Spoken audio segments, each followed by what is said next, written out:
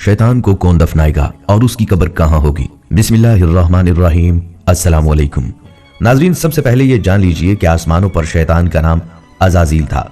ये उस वक्त बहुत नेक बल्कि फरिश्तों का इमाम था। ये ताऊस मलाइका, बादशाह अफलाक, फरिश्तों का इमाम, मुकर्रबीन का सरदार, जन्नत के बैतुल माल का खाजन और मुअल्लम मलाइका था। खालिक कायनात के चंद मुकर्रब तरीन मलाइका में से था। इसे ये एजाज़ात हजारों साल तक दिनों रात की मुसलसल रियाजत और इबादत के बाइस अता फरमाए गए थे। हर वक्त हर लम्हा जिक्र इलाही इसकी सिफत खास थी। खुशनुदी रब इसका मकसद हयात था। पहले आसमान से हफ्त अफलाक तक, जन्नतुल मावा से लोहे महफूज तक बिला रोक टोक रसाई ने इसे दूसरों से बरतर कर दिया था। ये तख्लीक आदम से हजारों साल पहले की बात है कि एक दिन वो अदब एहतराम के करीनों का ख्याल रखते हुए लोहे महफूज पर पहुंचा। शुक्र व एहसान से बोझल पलकों को उठाकर ऊपर देखा, जहां तहरीर था आऊज़ु बिल्लाहि मिनश्शैतानिर्रजीम, यानी पनाह मांगता हूं अल्लाह की शैतान मरदूद से। ये पढ़कर उसके पूरे वजूद पर खौफ से सनसनाहट तारी हो गई। उसने डरते डरते अर्ज किया, ऐ अल्लाह, ये शैतान कौन है? बारगाहे खुदाबंदी से निदा आई, ऐ अज़ाज़ील, ये निहायत आबिद जाहिद बरगुज़ीदा और मेरे मुकर्रबीन खास में से है, लेकिन ये तकब्बर में मुब्तला होकर मेरी हुक्मदूली करेगा। बस मैं उसे मलाउन मरदूद करार देकर राइंदा दरगाह कर दूंगा। रब्बे जुल जलाल की इस बात से वो लरज उठा। उसकी जुबान में लड़खड़ाहट आ गई। अटकते लफ्जों के दरमियान फिर अर्ज किया, ऐ माबूद बरहक, क्या मैं उससे वाकिफ हूँ? इरशाद हुआ, वक्त आने पर तू न सिर्फ उसे पहचान जाएगा बल्कि उसके अंजाम से भी वाकिफ हो जाएगा। अर्श मुल्ला से आने वाले इस जवाब से उसका वजूद कांप उठा। बेख्तियार आंखों से आंसू जारी हो गए। उसने सोचा, आखिर वो कौन बदनसीब और बदबख्त होगा जो हमेशा के लिए निशान इबरत बना दिया जाएगा। बरसों तक ये ख्याल उसकी सोचों पर गालिब रहा। ताहम गुजरते वक्त के साथ बढ़ती जिम्मेदारियों और शदीद मसरूफियात ने इस वाक़े को उसकी यादों से महव कर दिया। फरिश्तों के उस्ताद की हैसियत से उसकी जिम्मेदारी दरसो वाज भी थी, जिसका आसमानों में दूर दूर तक चर्चा था और मलाइका की बड़ी तादाद उसमें शरीक होकर मुस्तफीद होती थी। जब वो अपनी इन महाफिल में हजरत जिब्राईल अलैहिस्सलाम, हजरत मीकाईल अलैहिस्सलाम, हजरत इजराईल अलैहिस्सलाम और हजरत इसराफील अलैहिस्सलाम जैसे मुकर्रब फरिश्तों को देखता तो उसमें बरतरी की एक कैफियत पैदा हो जाती। शायद उसका नाम तकब्बर हो। बहरहाल नाज़रीन, जमीन पर जाने से पहले शैतान ने अल्लाह से 4 चीजों की इजाजत तलब की। नंबर 1, ता क़यामत मौत से मोहलत। नंबर 2, अहले जमीन को बहकाने की कुव्वत। नंबर 3, हियत तब्दील करने की सलाहियत। नंबर 4, औलाद कसीर और उनकी तवील उम्रें।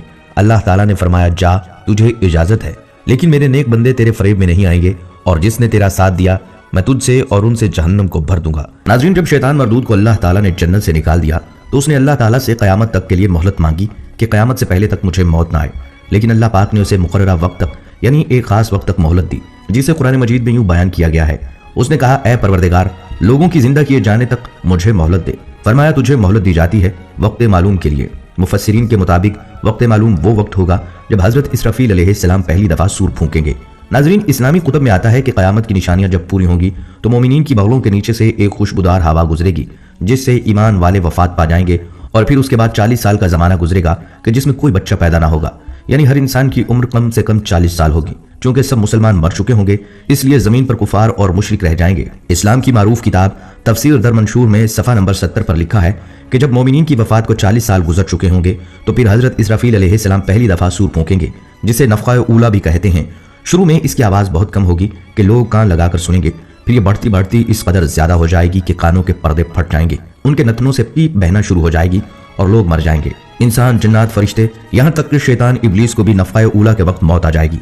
उसके ठीक 40 साल बाद हजरत इसराफील अलैहिस्सलाम दूसरा सूर फूंकेंगे तो तमाम मुर्दे जिंदा हो जाएंगे और क़यामत कायम होगी और मीज़ान लगेगा, यानी नफ़क़ा ऊला के वक्त इब्लीस को मौत आएगी। नफ़क़ा ऊला और नफ़क़ा सानिया के माबैन 40 साल का अरसा होगा और ये कि इब्लीस 40 साल तक मुर्दा रहेगा।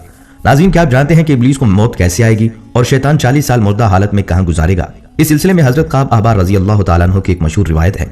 हजरत काब बिन अहबार रज़ी अल्लाह तआला अन्हु फरमाते हैं कि जब अबुल बशर यानी हजरत आदम अलैहिस्सलाम की वफात का वक्त आया तो वो परेशान हो गए और अल्लाह पाक से अर्ज गुजार हुए, ऐ अल्लाह, मेरी मौत से मेरा अज़ली दुश्मन बहुत खुश होगा क्योंकि मैं मरने वाला हूँ और वो क़यामत तक जिंदा रहेगा। उसी वक्त मलकुल मौत हजरत इजराईल अलैहिस्सलाम हजरत आदम अलैहिस्सलाम की खिदमत में हाजिर हुए और फरमाया, ऐ अबुल आदम, आप वफात के बाद जन्नत में रहेंगे, जबकि इब्लीस क़यामत तक दुनिया में रहेगा और फिर क़यामत से 40 साल पहले उसको ऐसी मौत आएगी कि वो पूरी दुनिया के इंसानों जितनी मौत की तकलीफ बर्दाश्त करेगा और फिर उसका वाहिद ठिकाना जहन्नम होगा। हजरत काब रज़ी अल्लाह तआला अन्हु मजीद फरमाते हैं कि हजरत आदम अलैहिस्सलाम मलकुल मौत से फरमाने लगे कि मुझे इब्लीस की मौत का मंजर बयान करो, तो मलकुल मौत ने इब्लीस की मौत का हाल बयान करना शुरू किया तो वो इतनी दर्दनाक मौत थी कि हजरत आदम अलैहिस्सलाम अपने आंसुओं पर काबू न रख सके। लोग हजरत काब अहबार रज़ी अल्लाह तआला अन्हु से कहने लगे, हमें भी इब्लीस की मौत का कुछ हाल बयान फरमाएं। कुछ लोगों की बेजा फरमाइशों पर हजरत काब रज़ी अल्लाह तआला अन्हु ने इब्लीस की मौत का मंजर कुछ यूं पेश किया। अल्लाह ताला मलकुल मौत से फरमाएंगे कि मेरी गैज़ो गज़ब और गुस्से का लिबास पहन कर जाओ और इब्लीस की रूह कब्ज करो और इब्लीस से तमाम इंसानों और जिन्नों से ज्यादा सख्ती करना। जब मलकुल मौत गजब और गुस्से से भरकर बहुत से फरिश्तों के साथ इब्लीस की रूह कब्ज करने आएंगे तो जो भी आसमान और जमीन में उनको देख लेगा वो फौरन ही मर जाएगा। जब मलकुल मौत इब्लीस के पास पहुंचेंगे वो धाड़े मार मार कर रोएगा। फिर शैतान को मौत की तकलीफ दी जाएगी जो सारी मखलूक की मौत की तकलीफ के बराबर होगी। नाजरीन, इसके बाद इब्लीस घबराकर कभी मशरिक की जानिब भागेगा तो कभी मगरिब की, लेकिन हर जानिब अपने सामने मलकुल मौत को पाएगा। समंदर में छुपने जाएगा लेकिन समंदर उसे जगह नहीं देगा। शैतान आसमान की तरफ भागेगा तो वहां मुकर्रर फरिश्ते उसको आग के कोड़े मारेंगे।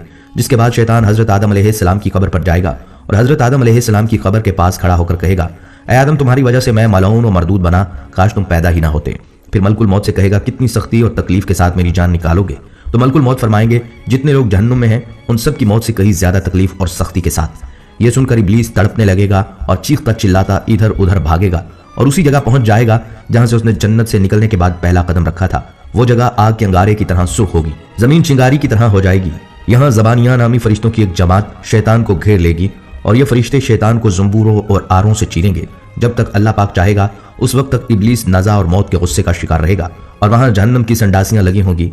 इन संडासियों से तड़पा तड़पा कर जान निकाली जाएगी। आदम अलैहिस्सलाम और हजरत हव्वा अलैहिस्सलाम से कहा जाएगा, जरा अपने दुश्मन को तो देखो किस तरह अजियत के साथ मर रहा है।